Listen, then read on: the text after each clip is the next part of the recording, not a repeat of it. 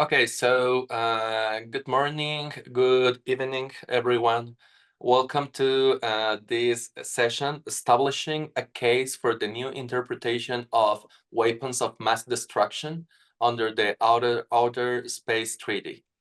I remember you, if you have questions for our presenter, please type them in the chat box and we will address them during the Q&A session at the end of the presentation. And now it is an honor for me to introduce our presenter, Dr. Sandeep Bhatt. Professor Sandeep Bhatt is working as a professor and director of Center for Aviation and Space Laws at National University of Juridical Science in Kolkata. He has the teaching and research experience for over 20 years after completing his master's degree with first rank and double gold medals. He held the unique feat of being the first Indian to be induced as the UNIDROIT correspondent for India. Dr. Bhatt has published 11 books, 6 on space law, and more than 60 articles in the journals of international and national repute. He is the recipient of the inaugural Sakdeva Award for Space Law 2022 in recognition of his outstanding contribution to space law. He has presented over 170 research papers in the international and national conferences. He also has the distinction of being a member of the Indian Space Research Organization's expert group for drafting the National Space Act for India. Wow. So thank you, Professor Sandeep, for being here. The room is all yours. Yeah. Thank you. Thank you so much, Mauricio. Yeah, good evening to all of you from the India. It's always actually a privilege to be part of this the conference. This is my second time. So last year also actually I've presented in this particular conference. And this time actually I'll be speaking on establishing a case for new interpretation of weapons of mass destruction under the Outer Space Treaty. Friends, as you must all be aware of, in the current era, we are having actually different states coming up with the space forces. So it's not just actually the land, air, or maybe the sea forces. We are also having the space forces being developed in the multiple countries. And we have also actually heard about the anti-satellite missile testings, cyber warfare, cyber attack from the space, or even actually other kind of the military activities, including maybe jamming, spoofing, or even paralyzing the satellites, so on and so forth. All these activities are in a way posing threat to our future, not just in outer space, but also maybe in actually the living on the Earth also. And these activities bring forward the question, why actually they are happening? Why that actually the international law is not curtailing this kind of activities? Or isn't there any law in the international level to deal with these activities? When such a question crops up, the first treaty or the most important treaty which we need to look into is the Outer Space Treaty, which is called as the Magna Carta of the space activities, and it has been entered in 1967. And when we look into Outer Space Treaty, we can find one general provision, one very specific provision in terms of the demilitarization or de-weaponization. Article 3 of the Outer Space Treaty is more or less a kind of a general provision, because it speaks about application of public international law, including the Charter of United Nations with respect to the space activities. And when UN Charter is made applicable to the space activities, again, all of us are aware of the fact that the UN Charter prohibits the use of force, acts of aggression, armed attack, so on and so forth. So obviously, application of the UN Charter to the space activities would ensure that activities in outer space need to be carried on in a peaceful manner. However, it is more of a general provision, as I already told. We have a more specific provision under Article 4 of the Outer Space Treaty. And many states actually, whoever are carrying on the military activities in outer space, would obviously argue that when we have a specific provision under Article 4 of the Outer Space Treaty, falling back on public international law might not work. So we may have to actually look into the lex specialis in terms of Article 4 to address the aspects of demilitarization or the de-weaponization. Article 4 has got two parts. There are two paragraphs in Article 4. And I would like to state in the beginning itself, it is one of the provisions which has been very shabbily drafted. I will try to establish that in the course of time. First part of Article 4 mentions that state parties to the treaty undertake not to place in orbit around the Earth any objects carrying nuclear weapons or any other kinds of weapons of mass destruction, install such weapons on celestial bodies, or station such weapons in outer space in any other manner. If we look into this paragraph, we can find out two major concerns. A simple looking into this particular paragraph can point out two major issues. One, Article 4 first paragraph does not mention about testing of a weapon in outer space. It just mentions about actually not to place in orbit around the Earth, or even actually the installing such weapons or maybe stationing such weapons in the outer space. It is not mentioning about actually the testing the weapon, which has been misused by many countries, and many countries argue that the ASAT weapons are not prohibited by virtue of this. And another tricky issue under this first paragraph of Article 4 is the one which I have highlighted there, the underlined portion. It only prohibits the nuclear weapons or any other kinds of weapons of mass destruction. Many countries argue that the anti-satellite weapons or even the anti-ballistic missiles are neither the nuclear weapons nor the weapon of mass destruction. Therefore, they are permissible in outer space. So this is a kind of a interpretation or a so-called misinterpretation which has gone over the period of the time. So Article 4 first paragraph has its own limitation, especially these two major limitations. Now the second paragraph reads like this, and first two sentences of the second paragraph are important. First says, the moon and other celestial bodies shall be used by all states parties to the treaty exclusively for peaceful purposes. Exclusively for peaceful purposes. Then it goes on to say, the establishment of military bases, installations and fortifications, the testing of any type of weapons, and the conduct of military maneuvers on the celestial bodies shall be forbidden.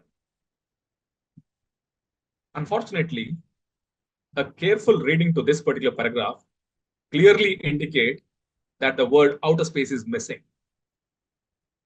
Whether it is intentional or maybe accidental, that is a different debate. But wordings used under the second paragraph clearly indicate only the moon and other celestial bodies.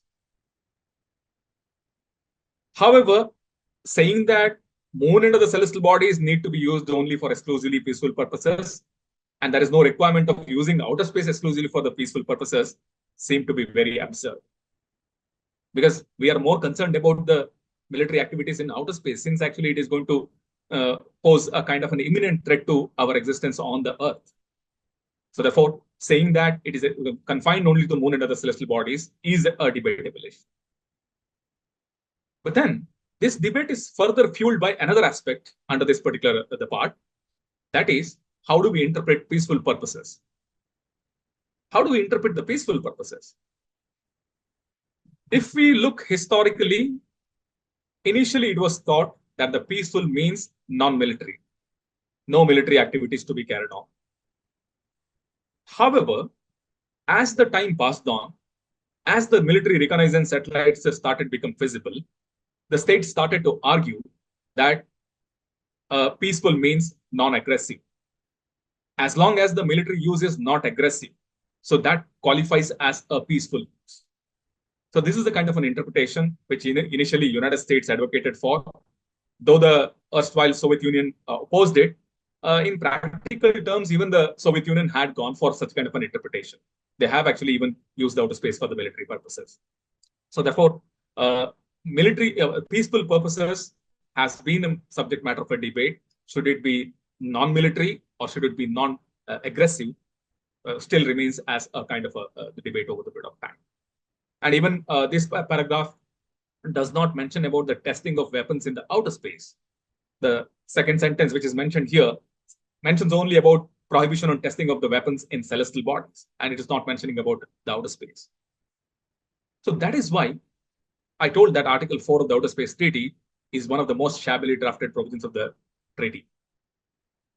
And in order to fill this gap, multiple efforts have been made over the period of time.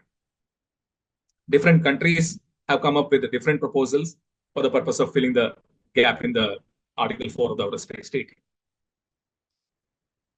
However, states were divided.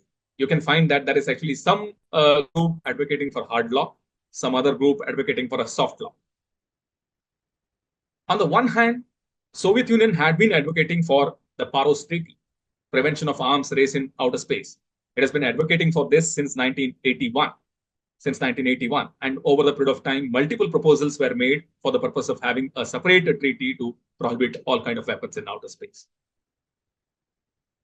On a contrary note, the Western countries, led by the United States and even the European states, were not happy with the Paros Treaty.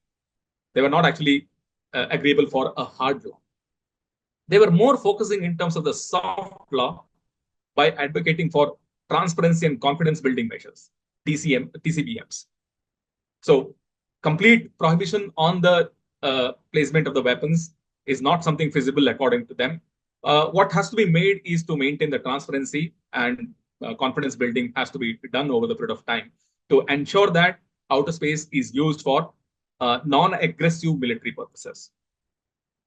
Then there is also a proposal made in 2008 by China and Russia in the form of PPWT, that is the prevention of placement of weapons in outer space, the threat or use of force against outer space objects. They proposed for a treaty. Again, they were actually in favor of a hard law, which is actually a kind of an extension of the Paros. But the Western world was not happy with the treaty once again. And the European community came up with actually International Code of Conduct. European Space Agency advocated for a code of conduct, which may be helpful in terms of actually regulating the military activities or space security threats.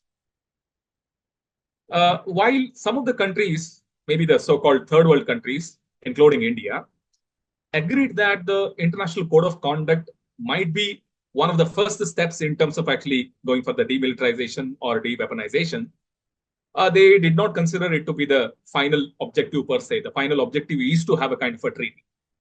So therefore, that dichotomy between the treaty and the soft law continued to exist even after these proposals made in the 21st century. Then, 2022, there was also actually a resolution passed in the UN General Assembly on prohibition of direct ascent anti-satellite missile testing, especially the destructive direct ascent anti-satellite missile testing. There was a proposal which has been made in the UN General Assembly, and it has been accepted by 155 countries.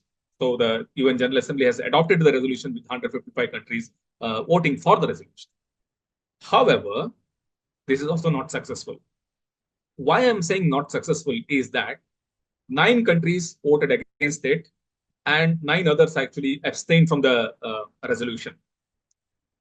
Amongst the 9 who have voted against it, you have Russia and China. And in terms of abstention, India was one among them. India abstained from the meeting.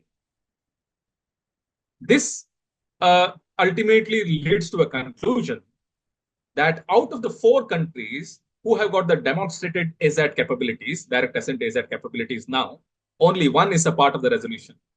It is only US. Russia, China, India, all 3 of them have not actually voted in favor of the resolution. So therefore, even if it has been passed with a huge majority of 155 in the UN General Assembly, it has its own limitations. Then in this year itself, the May 2024, United States and Japan came out with actually a new draft resolution on the weapons of mass destruction in outer space. They wanted to actually prohibit the placement or use of the weapons of mass destruction in outer space as a kind of an explanation to the Outer Space Treaty, especially in light of the Russia-Ukraine conflict. They made a proposal to the UN Security Council. So this was actually placed before the UN Security Council to have a kind of a binding resolution. Again, unfortunately, Russia voted against it, vetoed it down in the Security Council, and China abstained from the voting.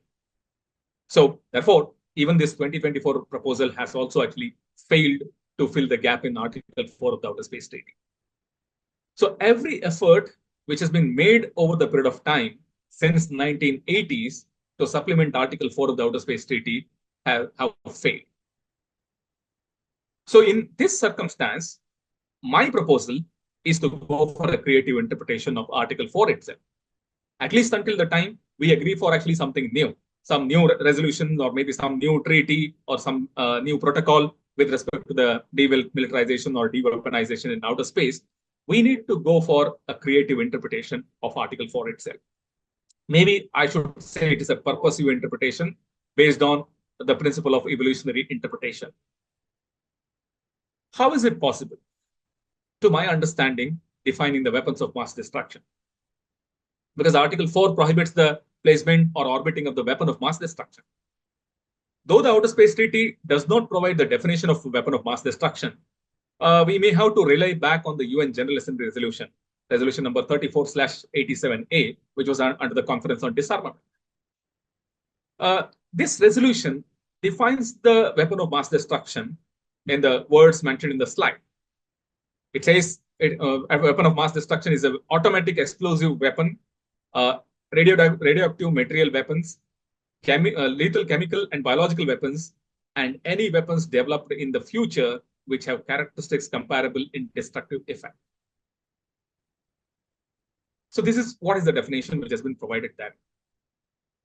Unfortunately, over the period of time, we have focused primarily on the first part of the definition.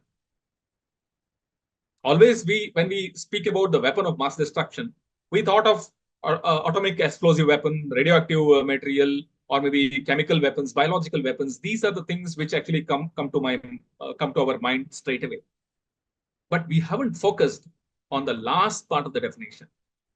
That is, any weapons developed in the future which have characteristics comparable in destructive effect. I would like to say that this is where we need to actually interpret in an evolutionary manner. Because the evolutionary interpretation is something which has been accepted by almost all the international bodies, including the International Court of Justice. If we refer to the Namibia, or if we refer to the agency continental shelf cases, or recently in 2009 also, in terms of the navigational right case, Costa Rica versus Nicaragua. In all these cases, the International Court of Justice has accepted the evolutionary interpretation as an interpretative tool. And this has also been adopted by other international bodies and the tribunals, including the WTO dispute settlement body. So therefore, I suggest that the last part, the comparable rate of destructive effect, is something which need to look into for the purpose of defining the weapon of mass destruction in terms of the space activities. And this comparable rate of destructive effect need to be interpreted in the context of outer space. We are not supposed to interpret in the context of Earth, because in outer space, even a very small object of 1 centimeter is capable of destroying a medium-sized satellite.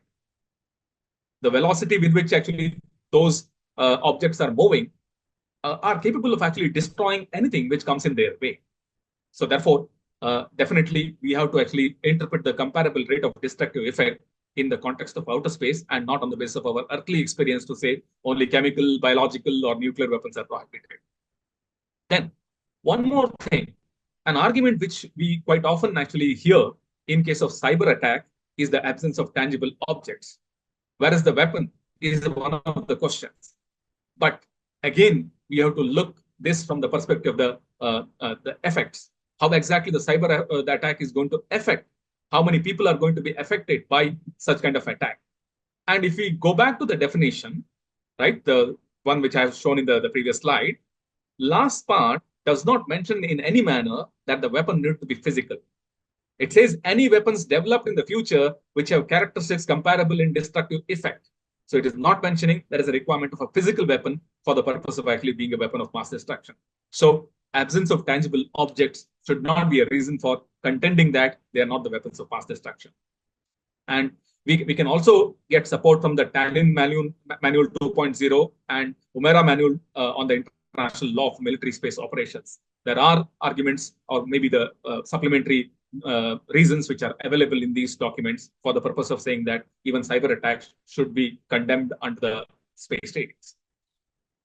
Finally, one last point which I would like to say is that in the process of this evolutionary interpretation, and to bring actually say many weapons within the ambit of the weapon of mass destruction on the basis of the effect, we need to keep the distinction between security and safety intact. There are many modern day scholars who say that actually the space security threats and the space safety threats need to be actually looked into together, right? So they blur the distinction between the security and safety in terms of the space activities. I still belong to the traditional school because if you look into the reasons for the security threat, they are primarily something intentional acts. Somebody actually doing something intentionally posing security threat.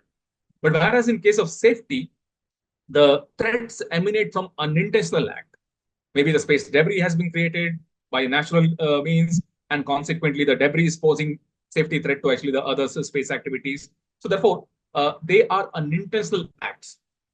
And when we are dealing with the security threats, we should actually go for behavior-based approach. And when we are dealing with the safety threats, we have to go for the capacity-based approach. We need to enhance our capacity to ensure that the safety threats are reduced down. But whereas to reduce down the security threats, we need to actually ensure that we don't involve in those behaviors which would pose the security threat. So therefore, this distinction need to be maintained. Otherwise, even placing a satellite in the orbit might qualify as a weapon of mass destruction because they are capable of posing damage or a danger to the others' activities. Or if they break into pieces, the debris are going to create actually a lot of chaos in the outer space. However, they are all the safety threats and they are not the security threats. And what we need to qualify as weapon of mass destruction are only those objects which result in the security threat with respect to the space activities. So this is how I basically argue that the evolutionary interpretation is to be used for the time being until actually a new treaty or a new norm is developed with respect to the peaceful uses of the outer space. Thank you so much for your patient hearing. And if there is any question, I would be really happy to answer those questions. Awesome, that was great. So we have one question. Give me a second. Yes, thank you. So, oh no, I was reading my own comment. We don't have questions or comments at this moment. I don't know if some of you want to ask something right now. Well, if that's not the case, we want to thank you for this wonderful presentation. And thank you for all the attendees to join this morning or evening presentation. As you know, we have a short break around 10 minutes before our next room starts. So yeah, pretty much that's it. See you around here in the space conference, and thank you for everything. Okay. Thank you so much. Thank you so much. It's a privilege to be part of this conference. Thank you.